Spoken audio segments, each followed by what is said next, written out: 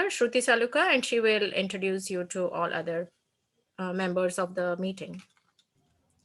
So once again, welcome to the second session of College Planning. I am Shruti Saluka, the moderator for today's event. So today we have Sheetal Bapu, Shruti Nathamai, and Abhimanyu Anantu to talk about college application process, mainly for 11th and 12th graders. We also have guest speaker Harini Morkonda to help answer questions. Now I'm going to pass it over to Shruti Nathamai. Hi, everyone. Thank you for coming again. And so, as Shruti said, this is our second session covering the 11th and 12th grade portion of the college application process. So last session, we talked about the PSAT and extracurriculars and things that you can do to prepare in 9th and 10th grade. So this session will be focused more on the actual application and what goes into it. So Harini, if you'd like to introduce yourself. Hi, everyone. My name is Harini Morkonda. I'm currently pursuing my master's in management information systems. I'm an international student on an H-4 visa. I moved to the US in 11th grade along with my parents, and I've attended high school and did my undergrad in computer science, everything here in Houston as an international student. So if you have any questions regarding, visa or international procedures, I can help you answer. I can help them answer that. So. Awesome. So hi, I'm Shruti Natanmai. I am a senior at the Fashion Institute of Technology, studying advertising and marketing communications, and I'll be going to the University of Southern California in the fall to pursue a master's in writing for screen and television, and I am from New York. Sheetal? Yeah, hi everyone. My name's Sheetal Bapu. I am a second year student at RPI. I'm in the 7-year BSND program there. Which means in 7 years, I'll be able to get my MD. I am a biology major and I'm from California. Hi, everyone. I'm Abhimanyu Anantu. I'm a sophomore at Rutgers University studying computer engineering and computer science, and I'm from New Jersey. Yeah, so as I mentioned, this is a little overview of what we talked about last week and what we will be talking about this week. So standardized testing, looking for colleges, supplements, the college app timeline, college essays, and scholarships. So we'll start with standardized testing, since that is one of the biggest things that goes into your college application. Last week, we talked about the PSAT, which is kind of a prep SAT that you'll take in 11th grade. But this session, we'll be talking more about the ACT and the SAT. So kind of the difference between the two tests, there are three things. First of all, there's the timing of the test. The SAT is a little bit more lax on the timing, gives you a little bit more time per section, whereas the ACT is a little bit more faster paced. The second difference is the content of the test. So the SAT is broken down into 3 major sections. There's a reading, a writing, and then a math section, and the math is further broken down into calculator and no calculator. The ACT, on the other hand, has 4 sections: reading, English, math, and science. Science is unique to the ACT. And like I said, they're timed a little bit, there's a little bit less time for each section in the ACT versus the SAT. And finally, the scoring of the SAT is different from the ACT. The SAT is out of 1600, and you can see there on the diagram that the reading and writing section will comprise 800 points, and then the math section will be 800 points. Whereas the ACT is all out of 36, each section will be scored out of 36, and then you'll get a total score out of 36 as well. In terms of if colleges like to see one test over the other, there really is no preference. I suggest that you send in the test that you get the highest score on, because that'll give you the most competitive application. For me personally, I prefer the ACT just in terms of timing and the content of the test. I prefer that over the SAT.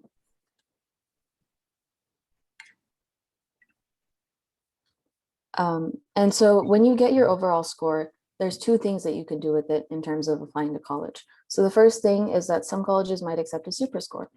So as you can see on the bottom left, an example of super scoring. So if you took the test twice, you took the SAT in March and you took it in June. If you get, say you get a higher score in the math in March, but a lower score in June, and a lower score in reading in March, and then a higher score in the reading in June, you take the two highest scores from those two sittings. So you're going to take the 720, 720 and add it up to a total of 1440 for your super score.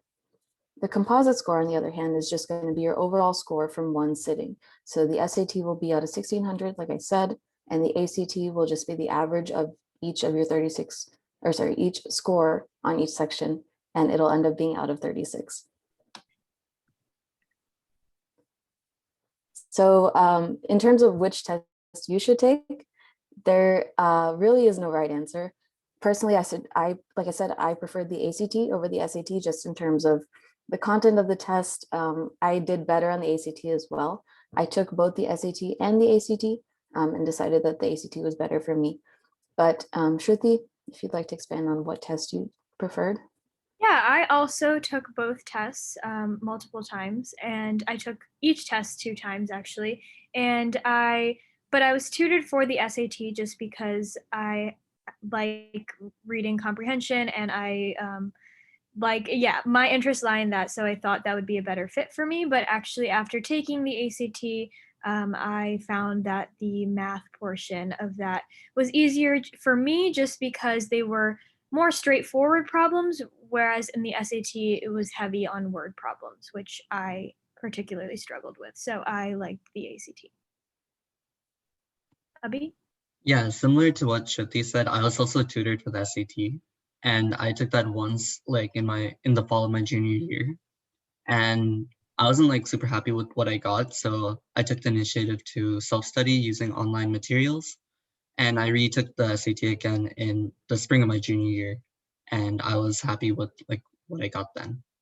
And my personal advice would be like, for the math section at least, I would just say like grind out the problems because the problems kind of tend to repeat themselves there. And then another big question is when you should start preparing. So ideally, you want to have the score that you want to submit to colleges by the fall of your senior year. That means you would have taken the test at least once or twice and gotten the score that you wanted.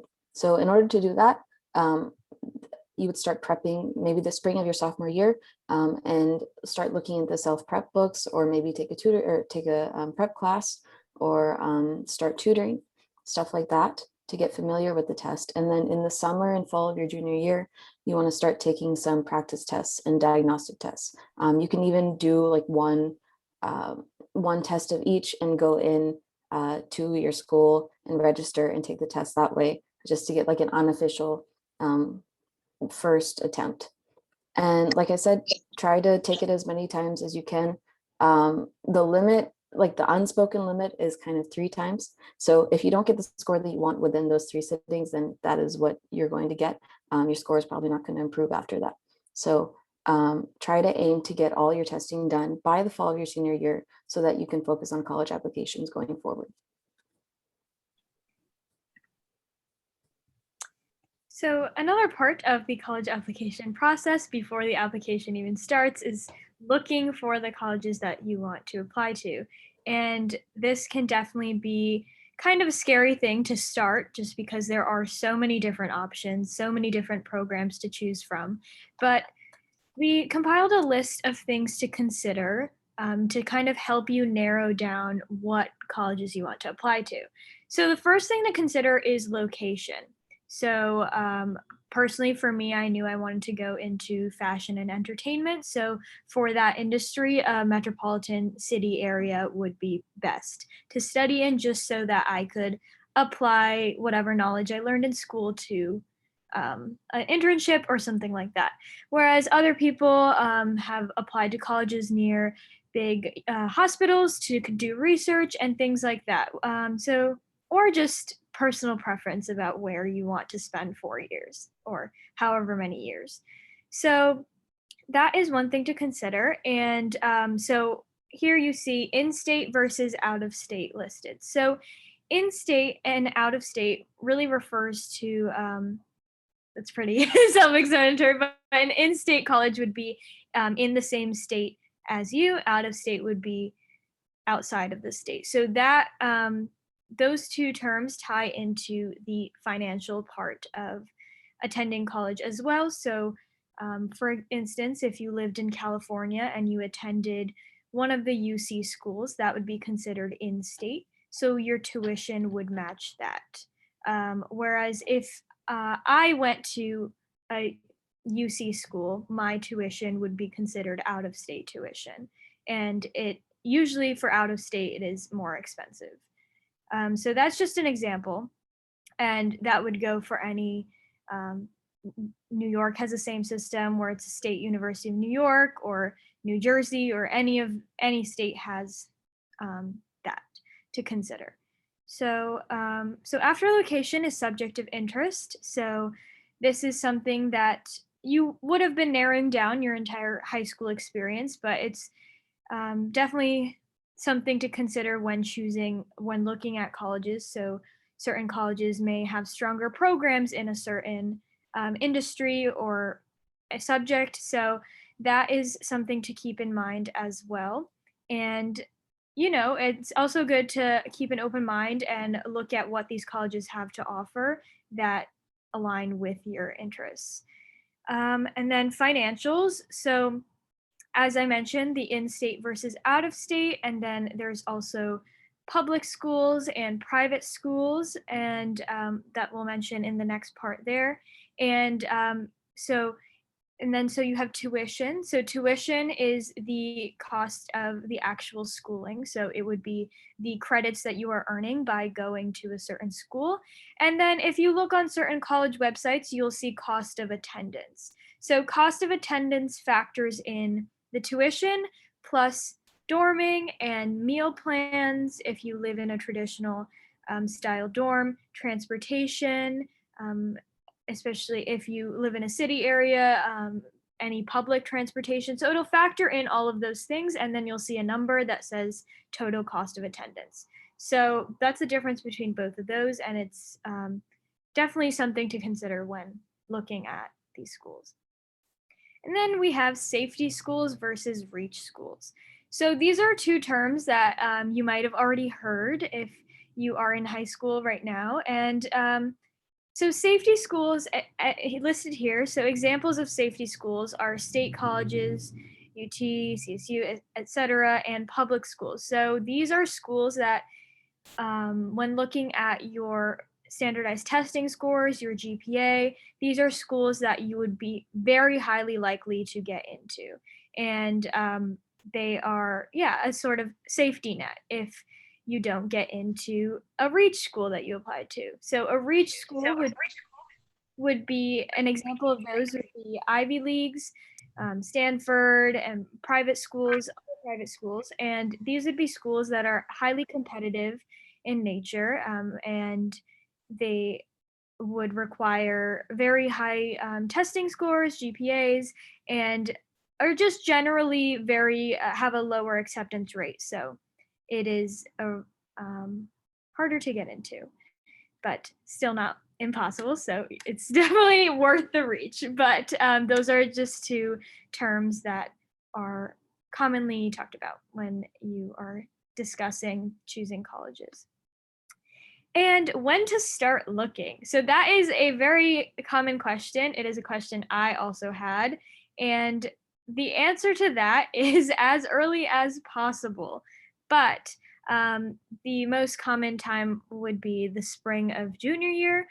And that's a great time to start compiling a list or whatever sort of document that helps you keep track of what schools you like, what programs you like, things like that.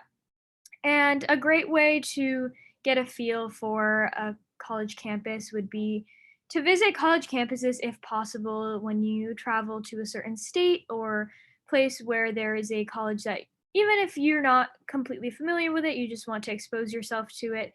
So an example would be if you go to Texas and or Houston and you want to go to Rice University. So that would be an example of that, and you could just tour it. And college tours are, you could tour it by scheduling a college tour through the university's website, or you could just walk through the campus. These campuses are open, so there's no you're not necessarily required to schedule a tour unless you want a tour guide explaining every aspect of the college. But if you are a sophomore or junior, early junior, and you just want to go through the campus, then you totally can. And then college rankings. So this would just be where the college is ranked on a national scale or sometimes global scale, but this website here is in the United States, and it would rank the colleges based upon their academics and just their overall standing. And this information is also available on College Board. So this is kind of an example of how I organized my list of colleges. It's both an Excel spreadsheet and a Google Doc. And basically, I listed the college, I listed whether or not it was a BSND, because I was looking at BSNDs. I listed the deadlines, which are extremely important. As you can see, like BSNDs have an earlier deadline, and I'm sure other programs do as well, just because they are special programs. And then I also listed out the essays, which is what took the most time on the college application. So I wanted to gauge, how many I would have to write. So that leads me to my next point.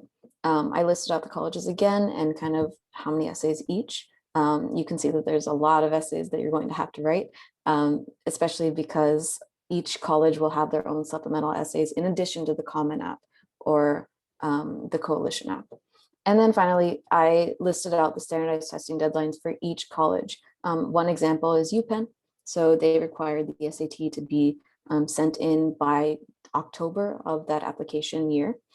So that meant that I had to get my scores in before that, which is why I strongly suggest starting your standardized testing early and getting the score that you want by the end of the summer before your senior year, because getting into fall of senior year is tough when you're applying to colleges and also worried about standardized testing.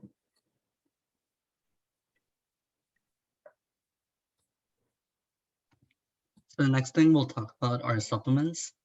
And supplements are basically anything else that you can add to your college application that will make you stand out other than just your GPA and your standardized testing scores.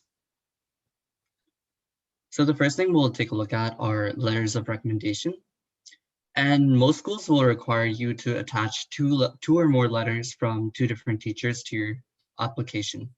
And if possible, you should try to get at least one from a STEM teacher. So a teacher that teaches either like science or math or like maybe like an engineering class, and another one from humanities, such as like an English teacher or a social studies teacher. And this just shows that you're like diverse and it's not just like you're focusing on one class. And you should preferably choose a teacher that enjoyed you in their class and has something to say about you. So I wouldn't recommend choosing like a teacher that you were just in their class. You should have at least tried to like made an attempt to stand out by like creating big projects or like just having a good, healthy relationship with your teacher. And another thing is to start asking for recommendations the spring of junior year, or they might ask you to remind them again during the fall of your senior year. And it'd be important to like, it's really important to follow up if they like tell you to contact them in your senior year.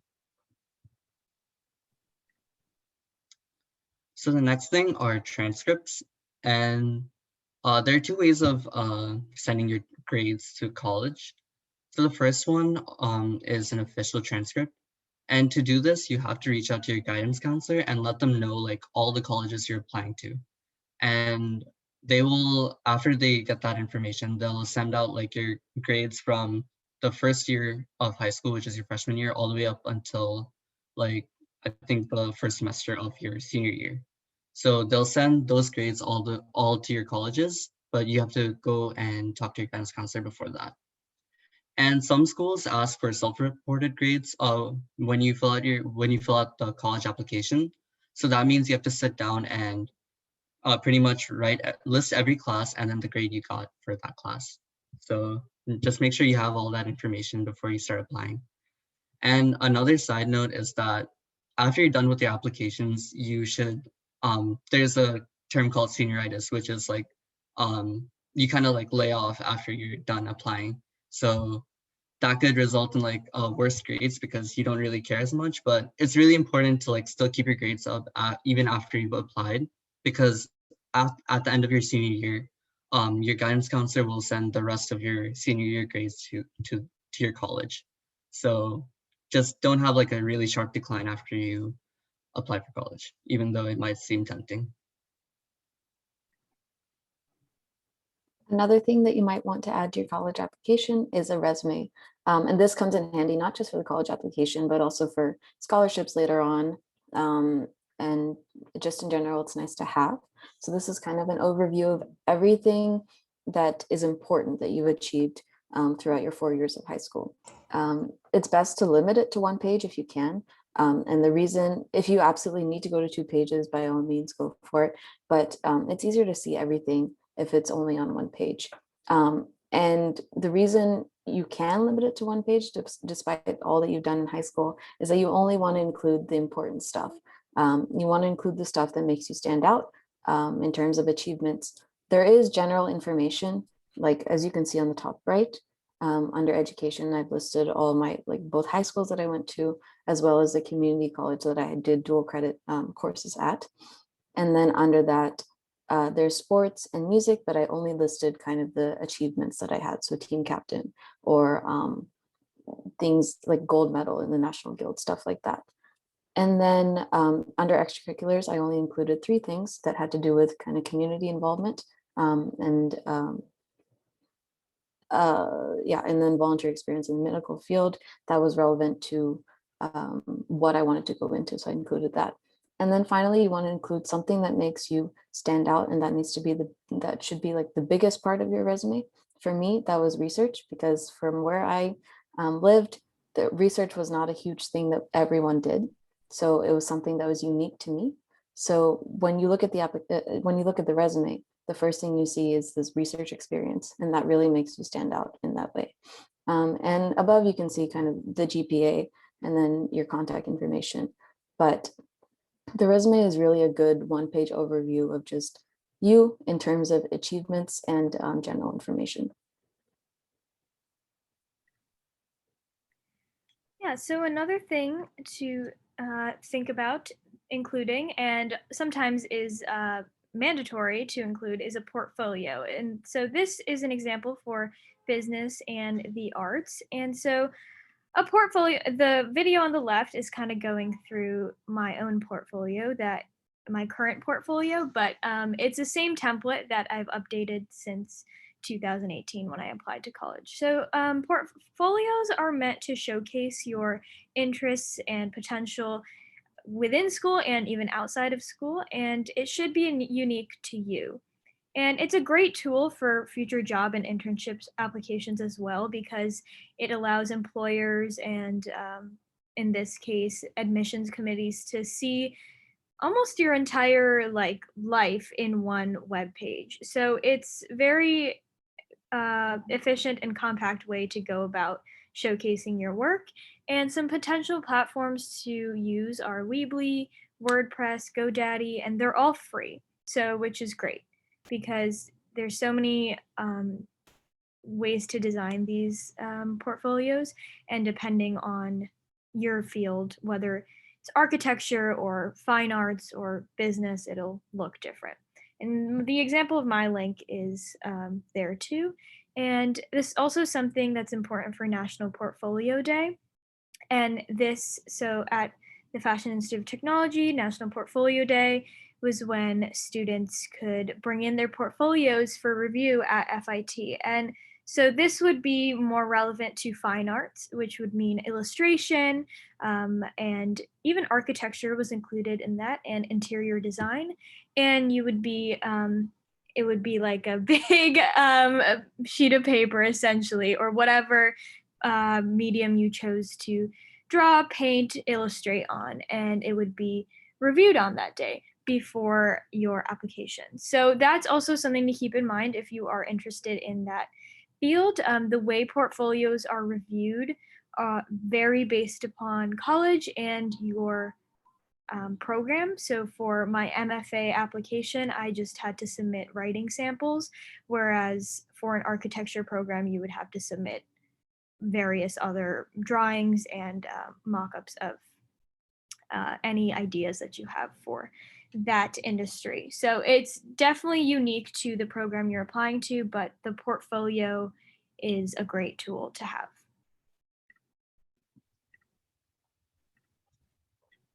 Awesome. So pretty much what Shruti said, that can also be applied to STEM fields, but instead of having like a website, it's more popular to use GitHub. So GitHub is a website where you can show off your projects and code that you've worked on over the past years in high school and maybe even beyond that. So no matter how big or small the projects are, even if it's like a project that you have to do for a class or something you did for an extracurricular, you can definitely add that onto your GitHub and showcase the code for it like on the site. And it's a place where you can keep things organized and have all your projects here. So for example, here's my GitHub on the left, and the second one, Cookie Clicker, that was an app I made during my junior year of high school, where I was in an Android class. And after I finished the project, I uploaded it to my GitHub so that people could see like what I've been working on during high school. And you can also make your portfolio website on here and have the code here, and you can like have both of them. But overall, it's another way to showcase like what you've been doing. And I think on the college applications, you can just add your GitHub link right on there.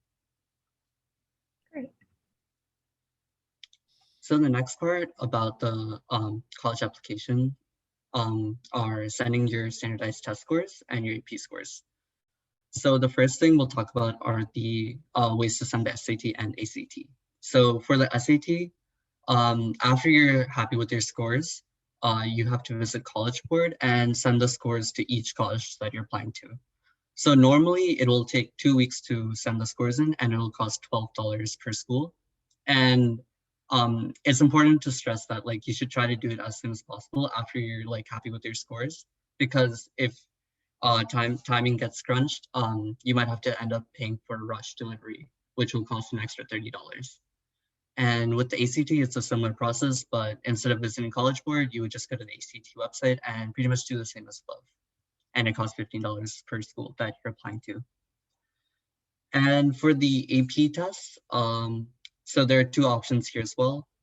The first option is if you know what college you're going to, you can directly, like right before you start the exam, you can fill in a bubble and it will automatically send that score directly to your college, and you won't have to pay anything. And the other option is to send all of your scores or the scores that you choose to a college after you see like the score. And this will result in like a $15 fee per college, but I recommend the second option because you get to choose what scores you want to send. Whereas with the first option, you need to know what college you have in mind, and you have to be confident that you're going to do well on the AP test that you're going to send the score to or college to. Yep.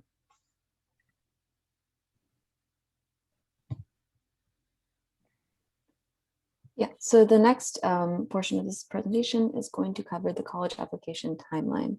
So the first thing is that most college applications, including the Common App, including the UC app, University of California app, will open on August 1st.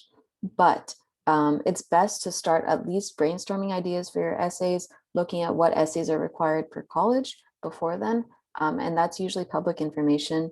The Common App essay prompts, as you'll see later in the presentation, do not change, and same thing with the UC prompts. And it's best to get started at least this summer before your senior year to start drafting those essays.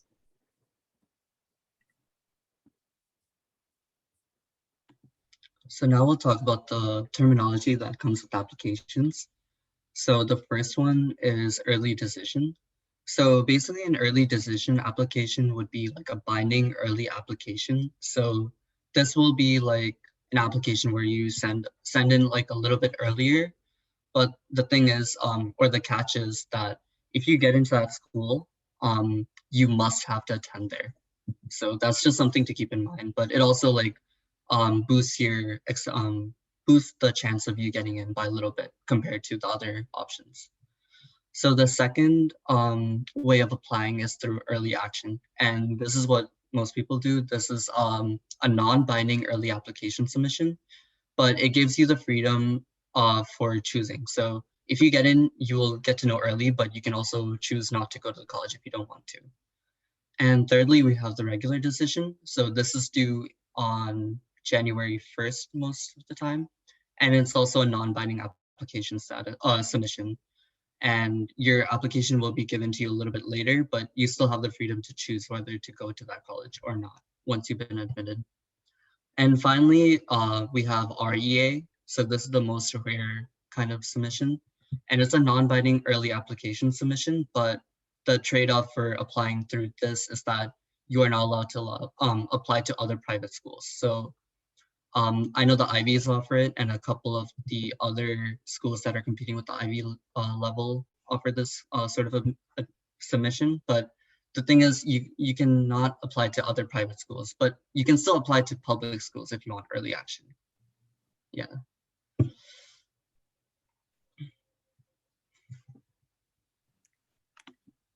Yeah, so here are some tips for the process of applying to colleges. And so, like we've said many times over the past session and this session, the first one is to keep organized. And this organization means something different for everybody. So you can approach it in the way that is comfortable for you and you feel that will work the best. So whether that be a Google Sheet or a list or a list on your notes tab of your phone or a piece of paper or anything that will help you keep organized, it's definitely will help you when it actually comes time to submit these applications and just write the essays and all of that. It's will be a lot of extra work to go through the college websites all over again and reacquaint yourself with all the information if you don't have it written down. The second one, like Sheetal was saying, is to look into essay prompts ahead of time. There are different colleges have different supplements and they have different number of supplements. So it is very helpful to look into these essays and just even if you don't want to write them ahead of time, at least think about what you are going to write about or outline it or bullet points, anything that will at least help get you started because starting them is the hardest part. And then the third one is stay on top of deadlines. And so one example or a story I have of this is that on the day a lot of applications were due, I believe this was the early action deadline. The common application, the website crashed at 11:30 p.m. and all the applications were due at 11:59 p.m. So a lot of people were trying to submit those applications at the same time and they were unable to, and it caused a lot of stress, myself included. But it was a lot of stress just because it was not in your hands, but at that moment, but you easily could have worked on it ahead of time and not submitted it on the very last day. So that is definitely something to keep at the top of your list of priorities in regards to the college application process, and that keeping organized will definitely help with that. So like Shruti said, organization looks different for everyone. For me, I found it helpful to just make a bunch of Google Drive folders and label them based on the college and the deadline. And that helped me kind of acquaint myself with what I need to get done and when. And inside these folders, there's a list of the essay prompts, there's the supplementals, whatever I needed to put in. I at least included them in the folders so that I could just go in and start filling things out in that way. And in addition to the colleges, I also have a folder for portfolios, whatever materials need to go into that, as well as scholarships later on, and essays, which will be reviewed by many people many times.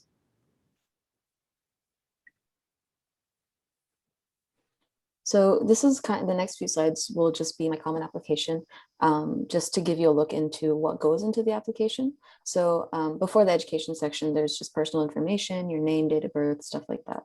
Then education, you put in kind of your high school, and what courses you've been taking in your senior year. So for me, that was a bunch of AP courses, and you also include your grades, 4.0 or sorry, GPA, and then your rank if your school ranks you. The next section is kind of your honors and achievements. So this would be, there's only 5 spots for your honors. So you pick the best ones and the most, I guess, the highest achievements that you've done in the past 4 years of high school. And then future plans, it asks you just a general question about that. Next thing you have is your testing scores. These you'll enter manually, but they also ask for you to send your scores in just to cross-check and make sure that you are entering the right scores. Then you put in all your activities. So this is your research and your sports, your music, volunteering, stuff like that. Again, there is a limit. So I think there were only 10 things that you could put in. So as much as you can put in here, put in, and the rest will probably show up either on your resume or your essays if you can't include it here. So the most important thing to note here is that they ask you specifically how many hours a week you spent doing this activity, as well as how many weeks in the year. So that is something that you want to keep a log of as you do the activity so that you have this. It's helpful. You can just enter it in when the Common Application opens. And this is all through the Common App website, and it'll formulate into this kind of application for you. And then the last part is your essays. So you have the personal essay, which is solely for the Common App. It's one 650-word essay. And then you have this application specifically was for, I think, Penn State. So it had 3 supplemental questions that were much shorter essays than the 650-word essay, but still there. And yeah, and that'll just be at the end of your application.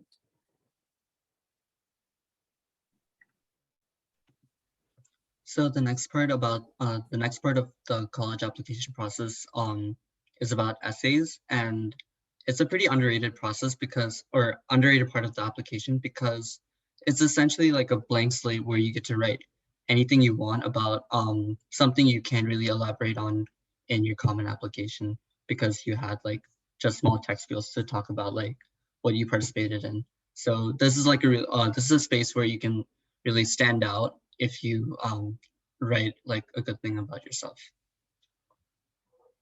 So the main essay is called the Common Application Essay, and this just follows standard format, and it has a word limit of 650 words. So I would stress upon like avoid writing too less because you should try to like make use of the 650 word limit, but you should not go over because any words that you have at the end will just be cut off after the limit ends. And you should try to write something that's meaningful or life-changing, but also answers the prompt. And especially it's like really important to stand out in your essay. So don't just write like something normal because at the end of the day, there's the guy who's reading all these essays are probably reading like hundreds of essays when he's going through the application. So you really have to like try your best to write an essay that kind of pulls him in and like wants him to choose you out of the pool of applicants. You should use first person and try to write like a small story to like get the guy who's reading all these applications to like get hooked in, but have it be meaningful and have it relate to the prompt, as I said before. And it's more than just an essay. It's a place where you can really like shine about, or yeah, you can really talk about your extracurriculars and bring light to it. And just an idea is you should start brainstorming ideas the summer before your senior year, just so that you know what exactly to write about.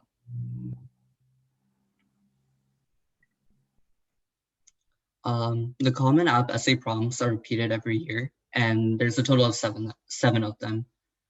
And the one I chose was the second one, and I basically talked about the second one basically asks about the lessons we take from obstacles we encounter can be fundamental to later success.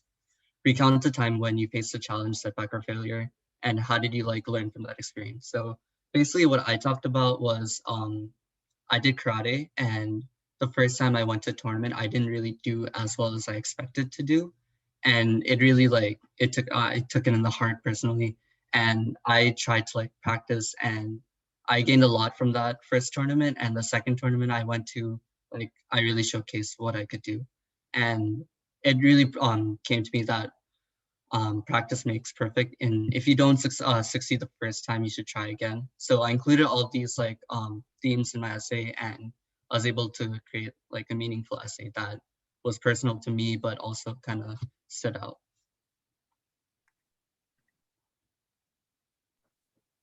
This is also a common set of essays that you can find on the University of California website. And the UC has one application for how many ever campuses you decide to apply to. So in general, there's these 8 prompts that don't change again. And you're required to pick 4 out of the 8 prompts and write 350-word essays each on each prompt. So for me, I picked number 2, which is what is your creative side? So I talked about how it feels to play the piano and what goes through my head when I am at the piano. The second one I picked was number 4, which is asking you how have you taken advantage of an educational opportunity or overcome a barrier in education. So for the educational opportunity, I talked about science fair and how I had to go I had to think out of the box and really go pursue that in order to do science fair from where I lived, which is a very small town. Number 6 is another one that I chose, which is an academic subject that inspired me. So since I knew that I wanted to go into biology and eventually become a physician, I talked about why I wanted to become a physician and related that to my volunteer experiences at the local hospital, shadowing doctors, and also at a medical camp in India. So that's one example of how I kind of tied in a lot of my extracurriculars into this essay and kind of wrote a story about it to put those into perspective. And then the last one that I chose was number 7, which is pretty straightforward. How do you make your community a better place? And so I talked about a specific experience as president of a community service club and what we did after the car fire burned through our town and how we helped with relief and stuff like that. So my approach initially was to just write down a bunch of topics that I really wanted to talk about, things that you couldn't really get out of whatever I entered in my application. Because as you saw on the activities list, you only have 2 sentences to describe what activity you did. So if there's something that you want to expand on, then this is the place to do it.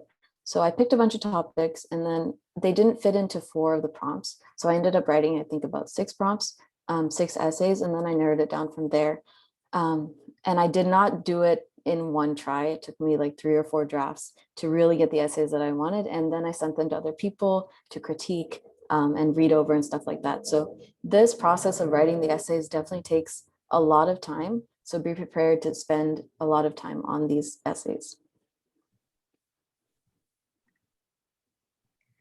So the second thing to think about when talking about the college application essays are supplemental essays. So as I briefly mentioned before, they do vary based upon each college, and they're used by admissions offices to get to know you as a person and student in a more in-depth, intimate manner. So from the Fashion Institute of Technology, the 2 supplements that were asked of me are what makes you a perfect candidate for FIT? Why are you interested in the major you are applying to? So that is a more common supplement where for many of the colleges that I applied to had a supplemental essay that asked why you wanted to go to their school. So that is one. And then the second one was works of art, such as movies, poems, novels, art, and music, often affect our perspective on life. Choose a work of art that has had an effect on you. Tell us about that work and let us know how and why it had an effect on you.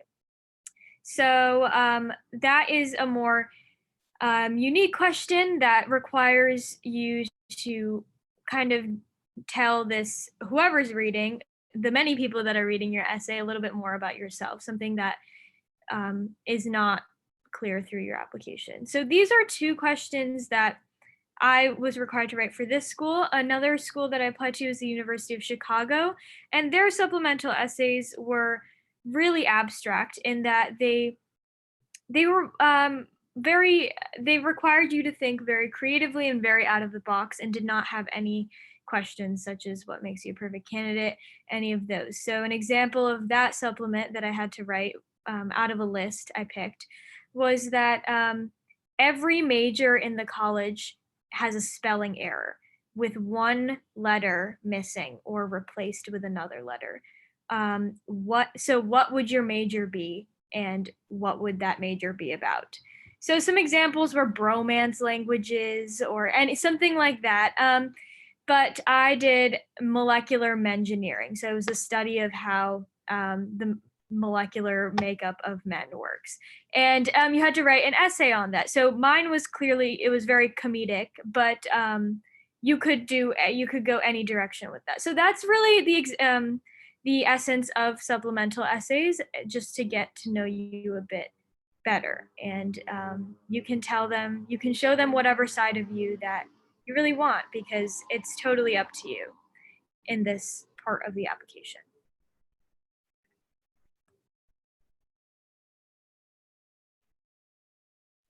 So the last thing that we're going to talk about today is scholarships. And this is something that you start applying to after your college application is done.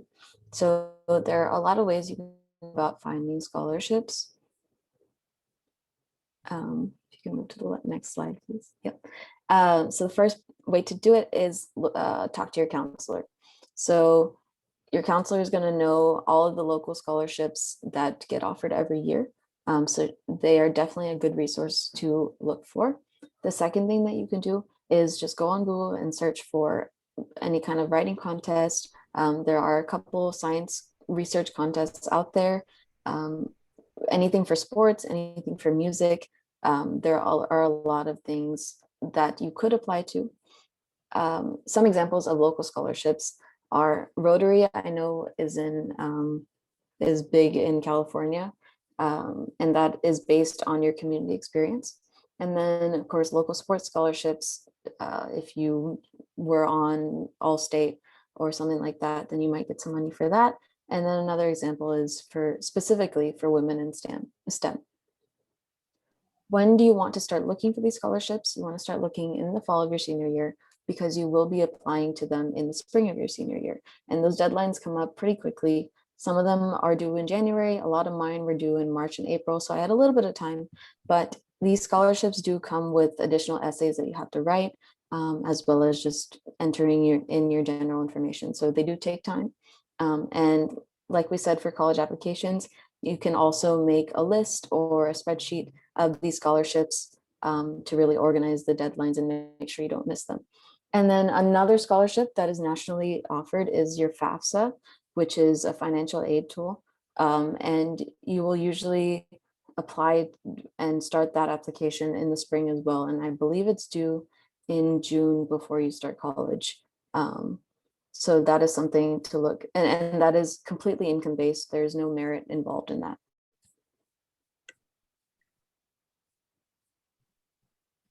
So to basically wrap up what we've talked about for this entire presentation, we've compiled like a checklist for you. So when you're in 11th and 12th grade, make sure you prepare for your SAT and ACT and take it, I would say, as soon as possible, and be happy with your scores. Make sure you document whatever you've done in the past. So that includes extracurriculars, any volunteering, and like have pictures or lists so that you can easily compile them and like use them when you have to like apply for colleges. Talk to your teachers about like letters of recommendation, and I guess know who you're going to talk to about that. Create some sort of resume or portfolio to showcase your extracurriculars and projects that you've done. Try brainstorming so that you can write your essays, and understand the supplemental so you can start thinking about those two. And by the end of November or January, you should be submitting your college applications. And yeah, like overall, we keep repeating start early, and that's something you should really like take in mind, because you don't want to be stressed when you're trying to cram things later on.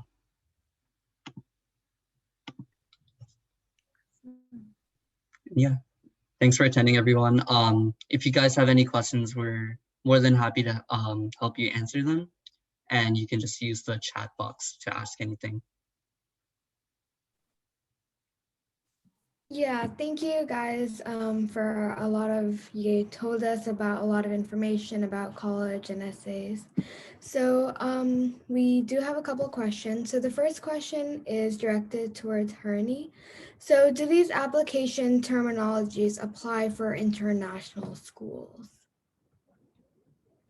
I'm not sure they meant international students or like schools outside the US, because I don't know if, I don't know how to answer that question. Yeah, that's very, very specific to schools outside US. I don't think the speakers here may know the answer. So let's go on to the next one. Okay, so our next question is, what are all the master's degree courses that a student can take after doing undergraduate biomedical engineering degree, and what kind of career can they pursue with that biomedical engineering?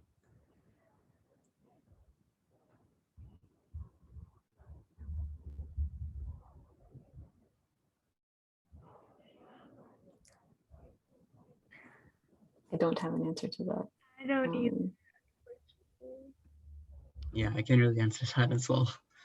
All right. So what we can do is we can take this question and we have some volunteers that have or in master's degree or have graduated. We'll ask them and get back to the parent.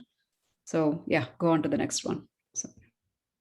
Okay, our next question is, can someone on H4 visa fill up the FAFSA, and are scholarships available open to those H4 dependents? I can answer that question. So H4 students cannot fill the FAFSA because the main reason is you don't have a social security number. So I'm assuming that the H4 dependent is a child and not a spouse, just like me. So what I did was I mostly applied to scholarships from that was offered by the university, but you can also apply to something called TAFSA if you're from Texas. I'm not sure the person who asked is from Texas, but so TAFSA is basically Texas financial aid. It's a state aid. Basically, it's the state version of FAFSA. And there's an online application that is probably linked to your university, and you should probably find that through the university that you're applying to.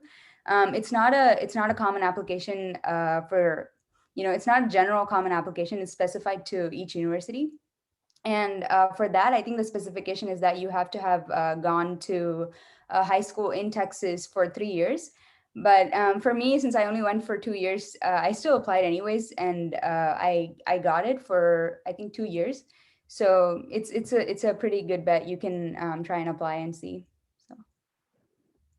Thank you, Harni. I'm pretty sure that was very helpful.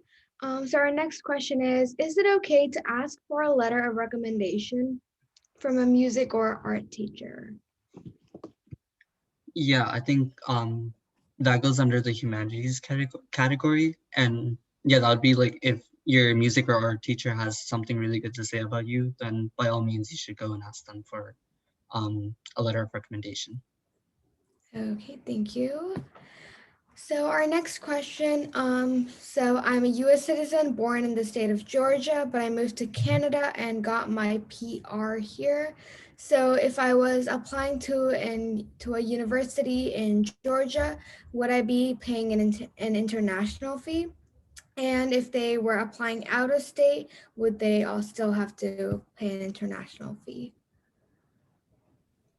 If you guys don't know the answer, I can help here. The way they figure out the residency or in-state is that, at least for California, I can speak for California, you should have lived in the state for 365 days. So if you're out, then you are considered, if you're out of country, obviously international student. If you're not in state for within that 365 days, then you're considered out of state. And then there is when you move in state, then there is a application process that you have to fill out, prove that you have lived here for 365 days. So it's pretty strict there. Shruti, go on to the next one, please. Thank you, Kasnabi. So is it good? So our next question is it good to join a counseling session for college list building and B essay writing session? And these courses are offered by the school district. Definitely, yeah. And that is a good resource, especially if it's run by your high school counselor. I would suggest definitely attend it. I'm sure they have a lot of information um, on how to write a good essay, and as well as what colleges and what to look for. Thank you, Shitabe.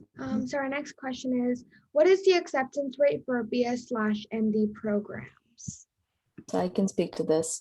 The acceptance rate is very low. It's usually about 2 to 5%.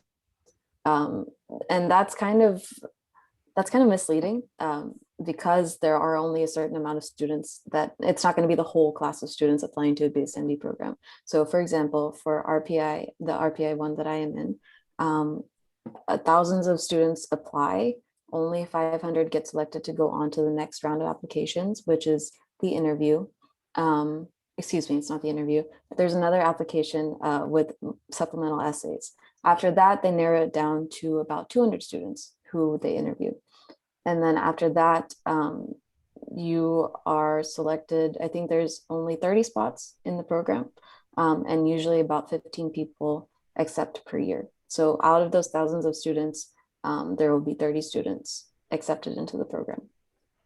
I know for other competitive programs like Rice, for example, there are only 6 spots for the Rice Baylor program. So it varies by program.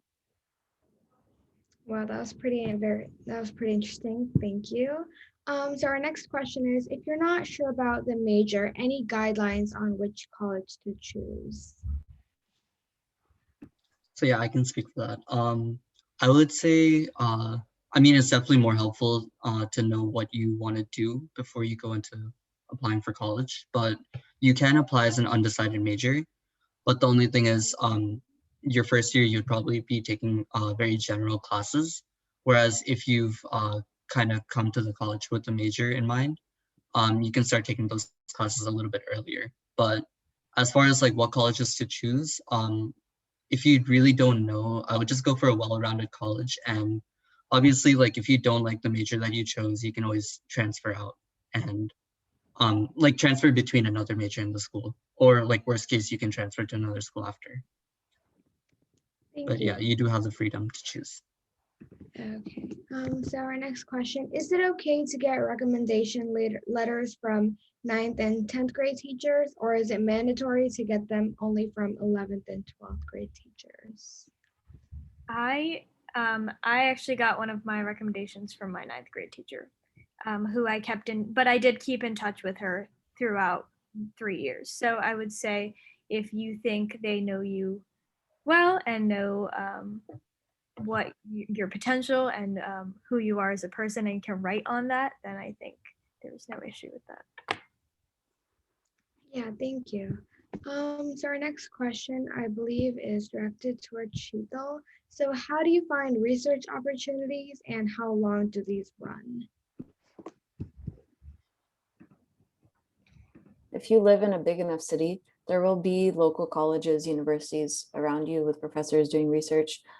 For me, since I lived in Nacogdoches, Texas, and Redding, California, 2 very small towns, not many colleges offered those research opportunities. So I started out just applying to summer research programs. Those are very difficult to get into, and unfortunately, I did not get into any of those. So that's when I started reaching out to bigger universities like Texas A&M or UC Davis. And that basically what that means is just emailing a bunch of professors, looking at their information on the university website and kind of looking into what kind of research they do, and then sending out maybe 40, 50 emails to those professors. Most of the time you won't get a response right away. You'll have to follow up every 2 weeks or so to make sure that they know that you are a high school student interested in research. And then I was lucky enough to get at least one response back from UC Davis. I know that in bigger schools in like the Dallas Fort Worth area, or even in New Jersey, there are a lot more opportunities for research. but you just have to email the professors and get in touch with them in that way. And for me, research was just the summer before my senior year. But definitely if you can start earlier than that, I would highly recommend it, even in freshman year. It's something that you can continue throughout the 4 years, even during school, if you live close enough to the university to go into the lab. So yeah. Yeah, thank you. So our next question is, for volunteering opportunities, will our present pandemic situation be taken into account when universities look at admissions? Actually, I think it would be scaled a little bit more just because of the pandemic, they're kind of making the standardized testing process like more blind or optional. So a lot more weight falls on your extracurriculars. And even though it might be harder to find like a volunteering opportunity, you should just try as much as possible to like find something to help out or do. But because there might be more limited opportunities, it also gives you a chance to be a little bit creative with how you approach volunteering, and even just even if you can't find an opportunity yourself, creating something, you could tutor somebody in a younger kid who is maybe struggling with online learning or anything. And there's so many virtual ways to go about volunteering too that you can really be creative with it. So I think definitely keep that in mind when thinking about volunteering. Yeah, thank you, both of you. So our next question, is it better to dual enroll with a nearby college in junior or senior year, or just take a lot of AP classes during those years? Is there any specific preference?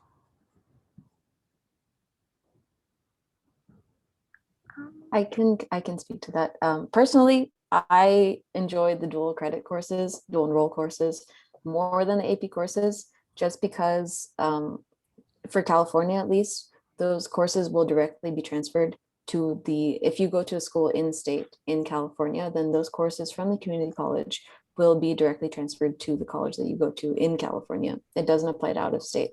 For APs though, you're required to take the course as well as take a test at the end of the year. And that's something that if you take a lot of APs, it gets to be a kind of a stressful situation there. So, and you don't always know if you're going to get the score needed to get the credit at that college, right? Because most colleges require a 4 or 5 to get credit at that school. So for me, I like the dual enrollment courses better. I don't know if Shruti and Abhi have different views on that. I was the school that I went to only offered AP classes, so I actually have not taken anything other than AP, but I definitely second the statement that the tests at the end do accumulate and is a stressful experience, but AP classes are recognized across the country, and it's the colleges will understand what classes you're taking and what AP means. That being said, same goes for dual. So I would say personal preference, but I have only taken AP, so I'm not really sure if I would even prefer that. If I'd be Yeah, honest. same here. I've only taken AP courses, but the good thing about AP courses is that the curriculum is pretty much the same for, I mean, it is the same for everyone. So if you really need help, there's always like so many resources on the internet that you can look off of. Whereas a dual credit course might be more specific. I believe that was very helpful. So our next question, for the STEM portfolio, do you recommend including only significant projects or all projects created? Yeah, I can speak to this. So yeah, you can include all your projects, but maybe towards the end, if you have too many projects, then you can start removing the smaller ones just to put more emphasis on the bigger ones. But yeah, try to like also just being like active and just creating things all the time. It shows that you're always working. So that's a good thing. Yeah, thank you. So our next question, SAT for SAT and ACT prep. So do you suggest getting tutored for it, or you just study it yourself? I personally was not tutored. I self-studied for the ACT and SAT, and it turned out okay. Just taking the practice test from the books. But it depends on you and how comfortable you feel with the test. If you feel like you need the tutoring, then go for it. Same thing with prep classes, but it can be done without tutoring or prep classes. Yeah, my advice would be if you're really like lost on the SAT, you don't have like a very good strategy on taking it, and you feel like you can efficiently self-study, then yeah, definitely go for tutoring. It'll like help a lot. Yeah, So, thank you, both of you guys. So our I next would just like to share question. my personal experience.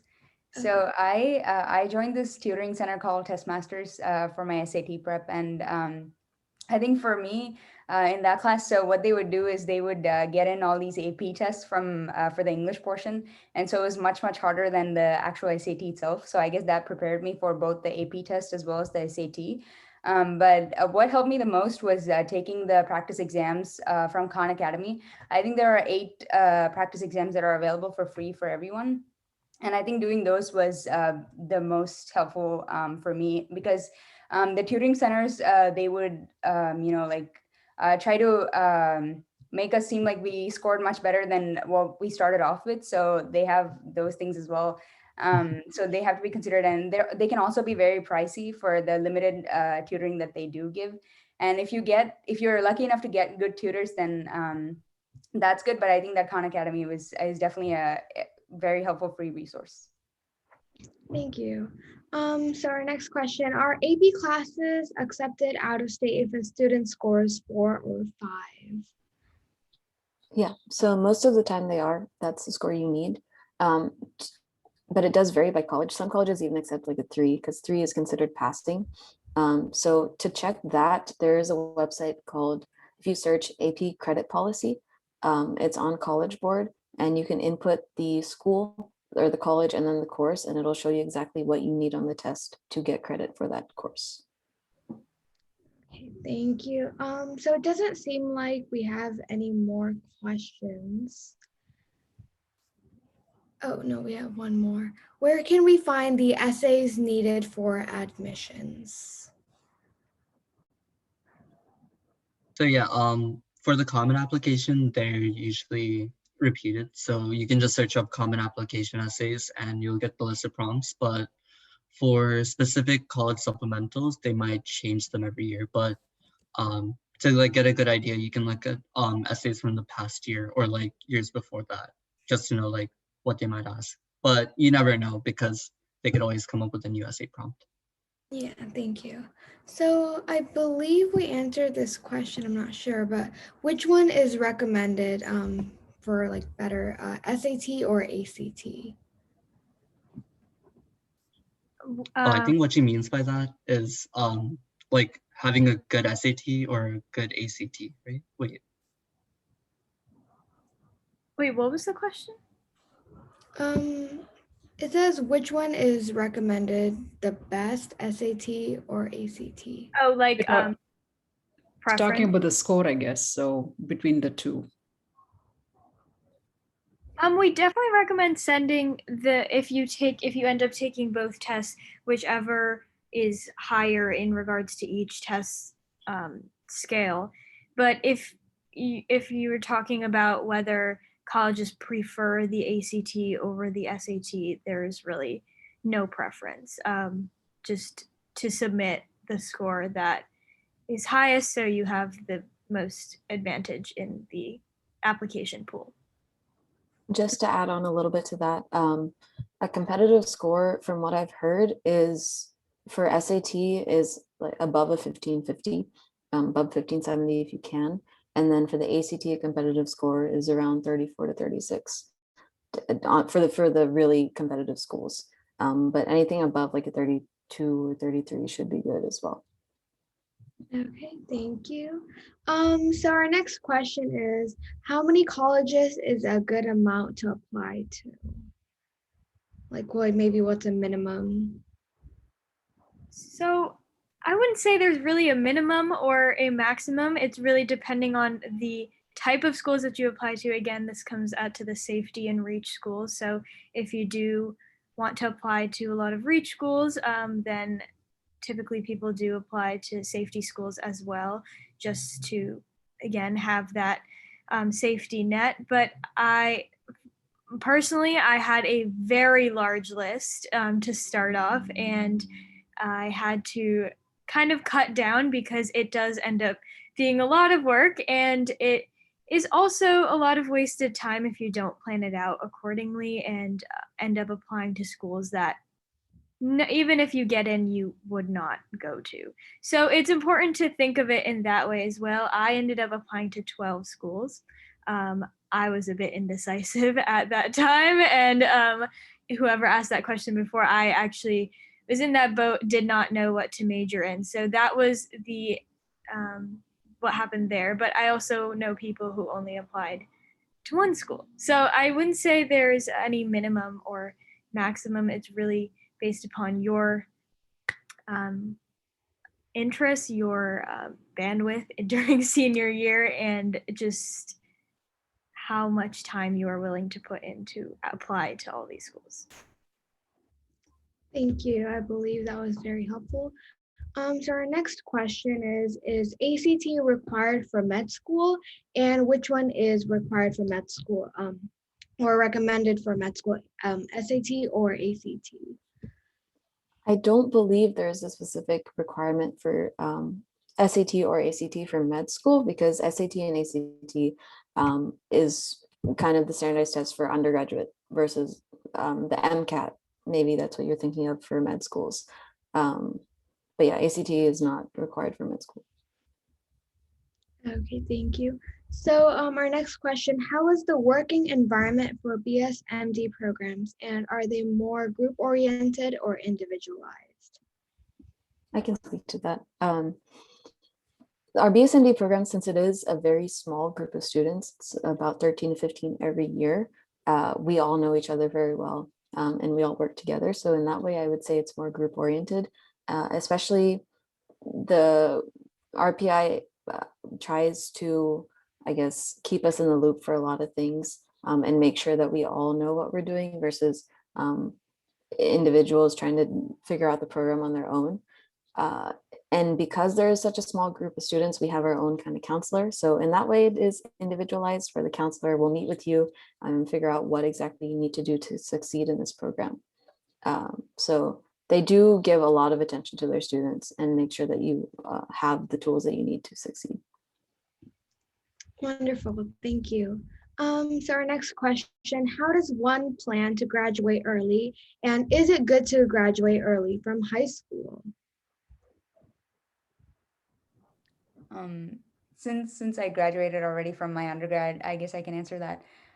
So I completed my computer science degree in 2.5 years. So I guess the way I did that was with my associate's degree. That helped me a lot because I did not take any of the core classes that was required by the state. The common list that everyone gets regardless of their major.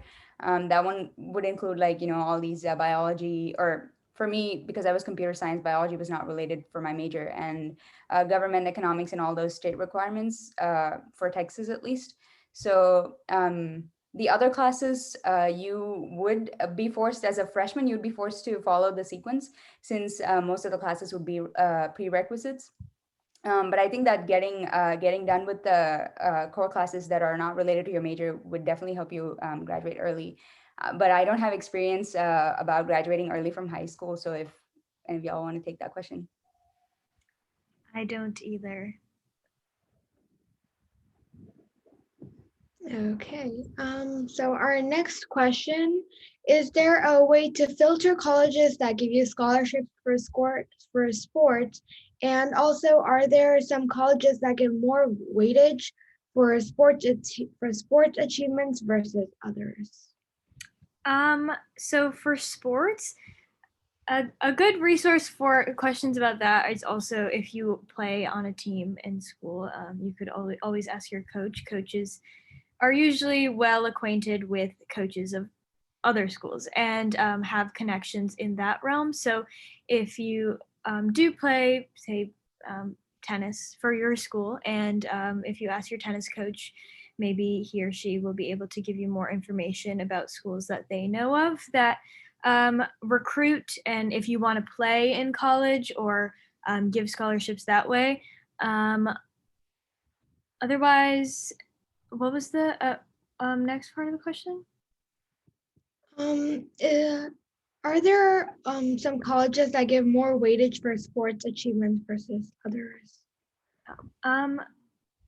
So in the realm of sports, there is D1, D2, D3. So if you want to play a sport at a college, so the University of Southern California is D1, which means that they play at the highest level and compete with other schools at that highest level.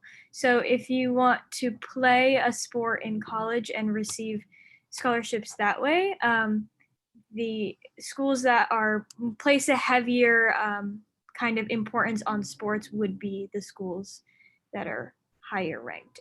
But it's still any of the D1, D2, D3 schools will place an importance on sports.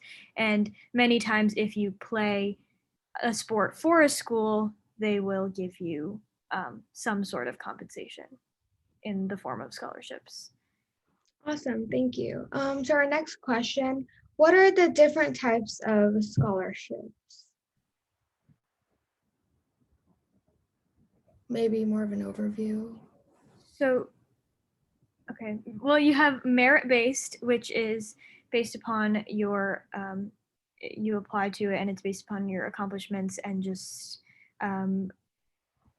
based upon you. So your merit, so your grades, accomplishments, extracurriculars, things like that. Need-based is based upon financial status, so household income. And then are there any other types of scholarships? Well, there's also external scholarships, which can be essay contests. I know other universities. I received a small scholarship from Purdue University.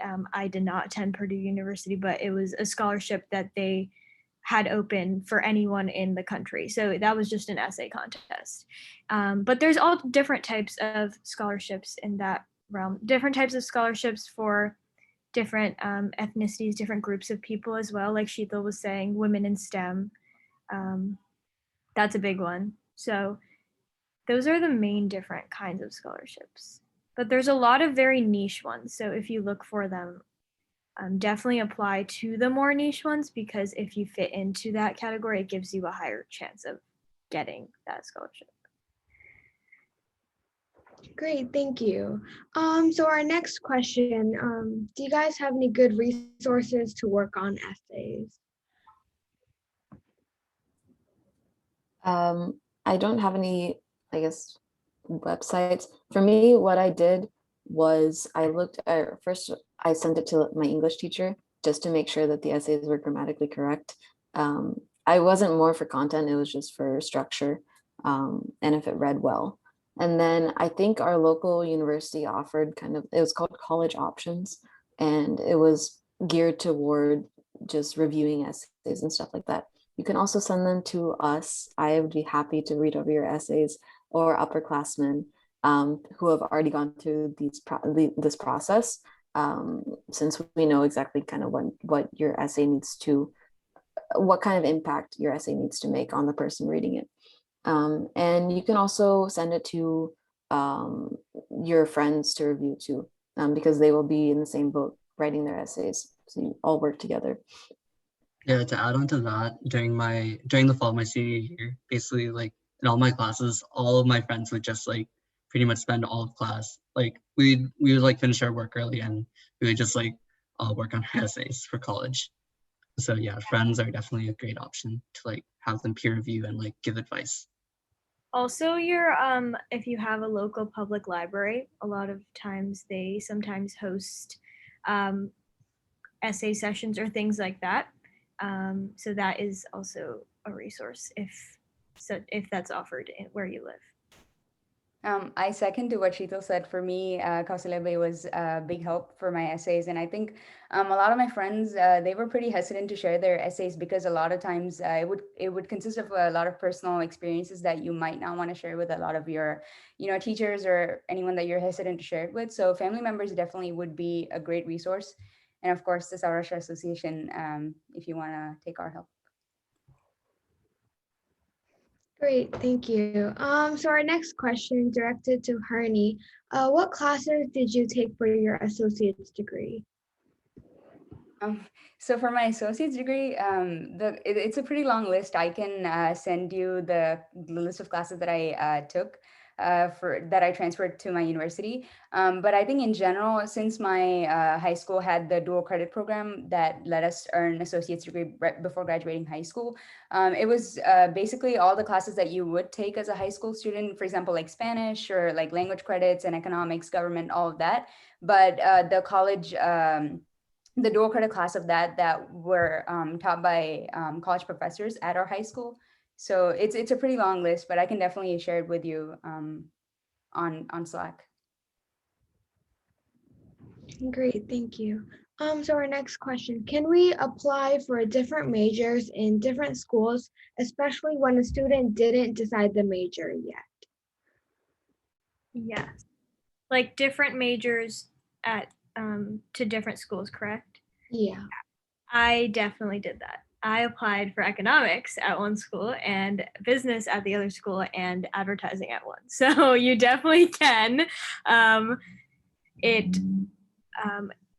not suggested, but if you do have trouble deciding, that is definitely something you could do, especially if they're all around like all of the majors that I applied to kind of fell under the umbrella of business, so it wasn't like I was applying for arts and then engineering on the flip side. But I will say that if you do change your mind, it is typically harder to switch within so in a university within different schools. So if you enter as a let's say business administration major and then you decide you want to shift into a chemical engineering major, it may be difficult to switch between the School of Business and the School of Engineering, just because different schools within a university sometimes have different admissions rates and different levels of accept or rates of acceptance. So it's not guaranteed that you will be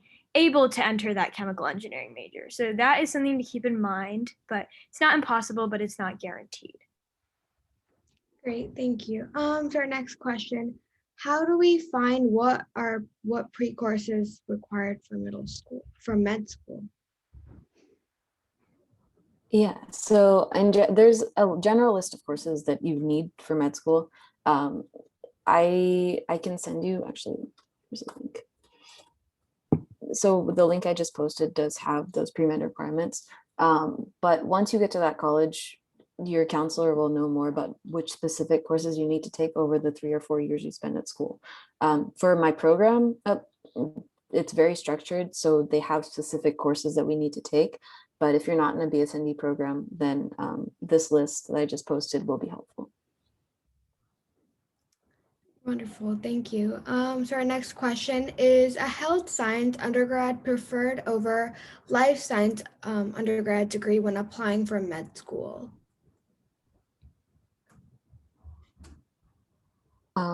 I personally don't think there is a preference. As long as, in terms of like your major of what you want to study in school, the major itself, the name of the major does not matter. It's more of the courses that you take. And if they fit under that major and help you work towards that major, then that is much better than trying to pursue a major like, I don't know, neuroscience that just sounds cool, but doesn't require, or it doesn't encompass all the courses you need to take to apply to med school.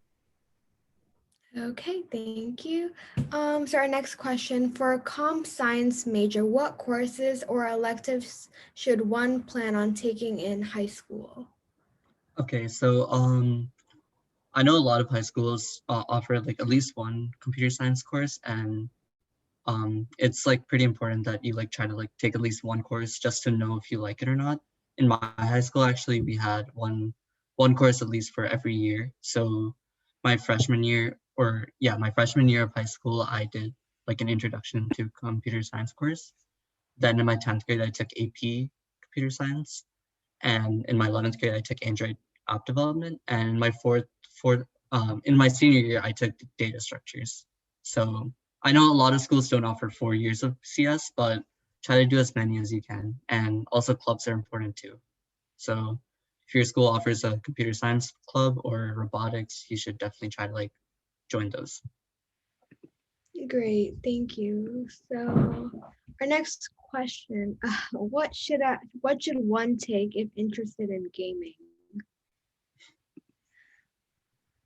If you're interested in gaming, you could have multiple interests, but if you're specifically interested in game development, then yes, CS would be a good choice. Yeah, there's a lot of there's many coding languages that help you build games. So maybe if you're very interested in that, you could try doing something like that. You could also do So- animation if you're interested in the visuals of gaming. I took a game art class in my senior year of undergrad when I was doing computer science, and for that class we had to go through Unity and C#. So Unity, so in that class it was basically self-taught, and I know that a lot of resources are out there on the Unity official website itself that helps you like create a whole game. And another important part of that class was Photoshop. So Shruti suggested, if you're interested in the visuals and stuff, you can also go into animation and learn Photoshop, since that itself is a big tool that will help you boost your profile. And that in itself is a major, actually. You can, if you are FIT has a game design and development major. So that, and many schools do have that. So if you are set on going into gaming, that is definitely possible. Wonderful, thank you guys. So it seems like, oh, we have one more question. If a student is intending to major in business, what classes should they focus on in high school? The thing about business is that it's kind of a mix of a lot of different subjects. Even in undergrad business, there's so many different types of businesses, right? There's tech business, there's like fashion, food, so many different types of businesses. So you have to be able to kind of understand a little bit of everything in order to communicate with people who have interests in a lot of different fields, and because that's who you're going to be working with ultimately. So in high school, to be honest, I did not know I wanted to go into business starting in 9th grade or 10th grade. It was more of a trying a lot of different things sort of a path that I took. But in 10th grade, I did take a marketing class. We had those available for us, a marketing class, a finance class, and even if it's like banking and management, or we learned how to like do taxes and write a check, but something like that, where it even if you decide you don't like it, it just exposes you to that aspect of business, and you can decide whether you like it or not. Because a lot of schools, you can't major in business exactly. You have to, it's business, but you have to specialize in finance or accounting or marketing or advertising. So there's a lot of different facets of business that I know. I totally understand it's like hard to expose yourself to that in high school, especially if those classes are not offered. But I would suggest exposing yourself to as much as possible so that you can decide which specialization you want. Okay, thank you. And I believe this will be our last question. So can we get into med school straight with our MCAT score without undergraduate college? I don't no. So in the US, you have to go to undergrad and get your bachelor's degree in whatever, and then apply to med school from there with your MCAT.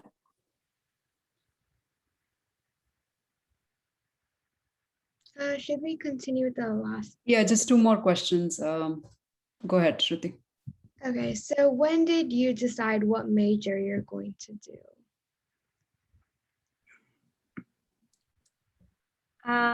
I decided senior year while I was applying, actually. As I said, I applied to many different.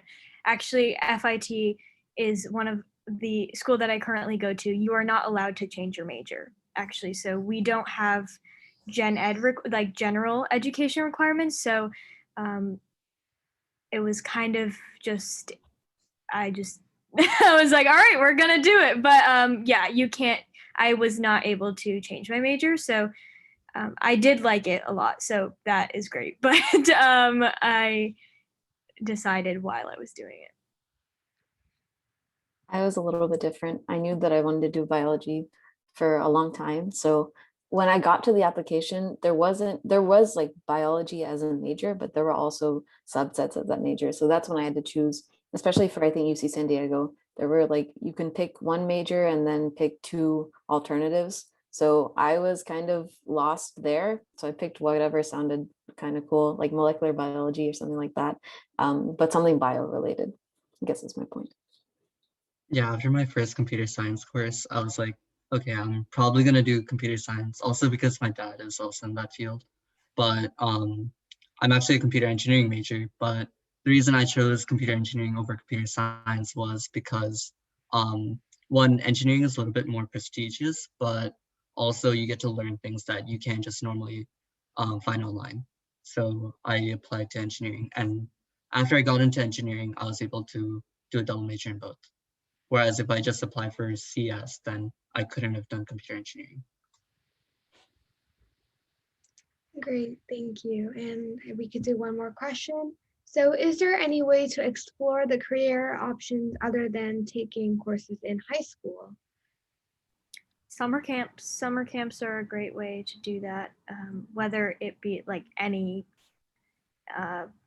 there's tech camps, there's art camps, there's dance camps, theater camps, whatever. There's so many different types of camps, and it's a great way to expose yourself without committing. And a lot of camps, summer camps also vary in duration. So you could do something for a week, you could do something for 2 months, but either way, it's totally in your control regarding how much exposure you want. Like I did a robotics camp for I think 2 weeks over the summer when I was younger, and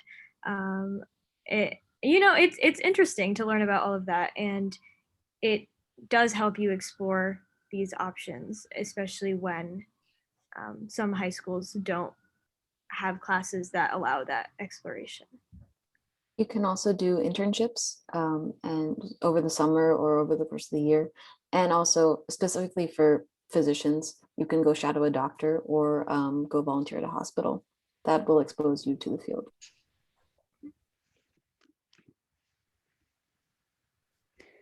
All right, so there was one more question. How much time does the entire college application takes? Just filling out the application, maybe over 2 days, but the process starts in 9th grade all the way, I would say. Yeah, preparing for it, planning for it. It's a whole family effort, I think, at least to some. Yeah, you guys want to add to it? Yeah, I would argue the same thing, 4 years, but also practically the essays take the most amount of time. And those, like we said, start as soon as possible, which would be the summer before your senior year or even the spring of junior year. And then over the course of those, I don't know, 4 months of fall, you'll be writing and rewriting and all that. So it does take a couple months. Already, so we are a bit over, but you guys did an awesome job again. Appreciate all your efforts. I believe there is one more slide with all the resources, right? Yeah, if you have any questions, can you go back one slide, please? There's email IDs of everyone. If you guys want to ask questions, you can. The recording will be again shared on the website in a few days. And then there's the last resource slide with all the web links if you want to use those. And of course, let us know, give us your feedback. Kids, if you want to join the youth affairs, youth committee, you're welcome to. You will have access to all of these kids here. If you want to ask any questions, if we could do a summer camp just for, reviewing the essays or writing essays, tips on writing essays, we could do that. We can arrange for it. So please do join the youth network. You can reach out to Aarti. I don't know if she's here, or just email to me, send messages, and we can help you join the Slack channel. So thank you, guys. Anything else? All right. Thank you, everybody. Thank you all. Thank you to the speakers. They worked so hard behind the scenes. We should show what happened behind the scenes one day. Sure. Yeah. Alrighty. Thanks everyone for joining the session. Thank you all.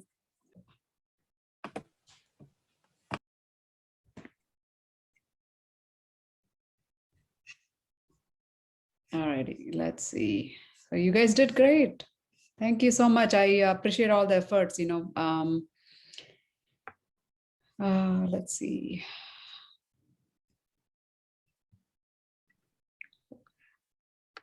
Hang on just a second. Yeah, there's some are still in there, but all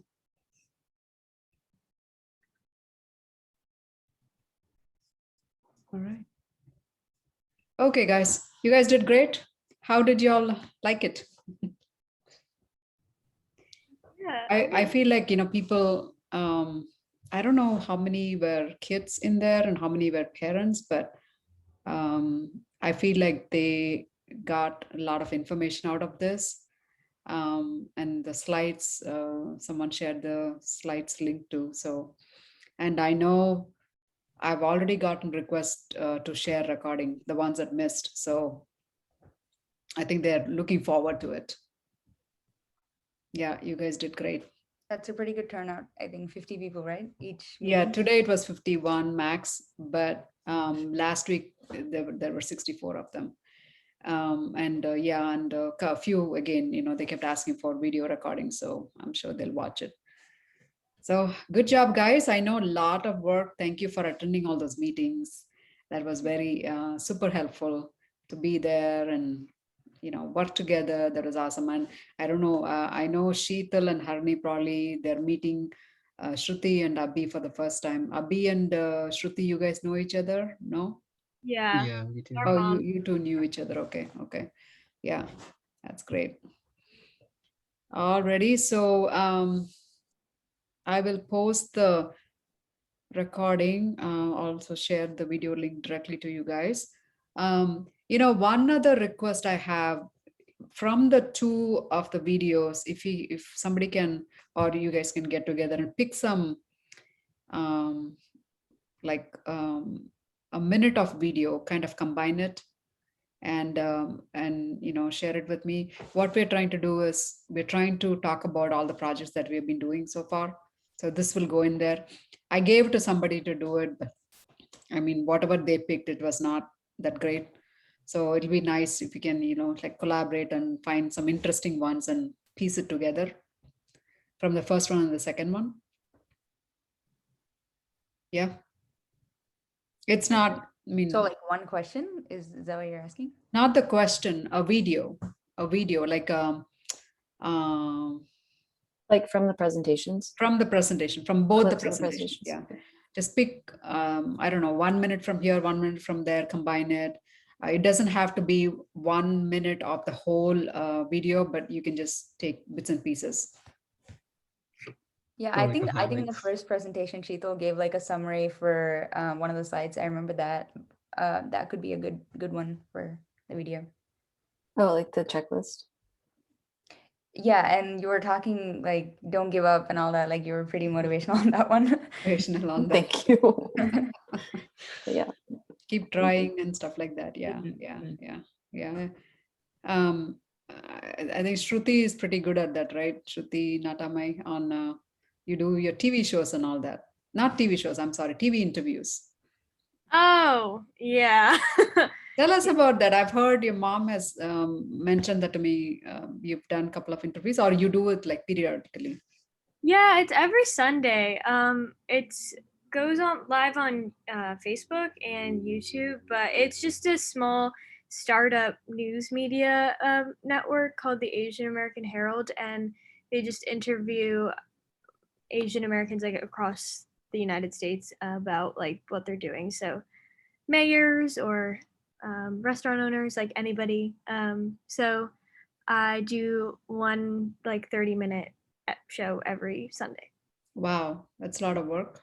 Yeah, I mean, it's like super casual, so it's just a videotaped conversation. So you just go on Zoom, meet over Zoom and do the recordings? Yeah, it's called StreamYard. So it's kind of like Zoom, except for that it allows for me to put in like an intro clip, and then it connects straight to Facebook and YouTube, so it goes live.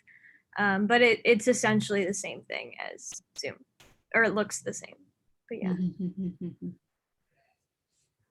Nice. So yeah, so the second video I'll upload it and then share the link so you guys can work together if you want to pick a time. If you can have it back to me by next week, maybe next Friday. Is that good enough time? Yeah. Yeah. Oh, I didn't stop recording. Oh, shoot.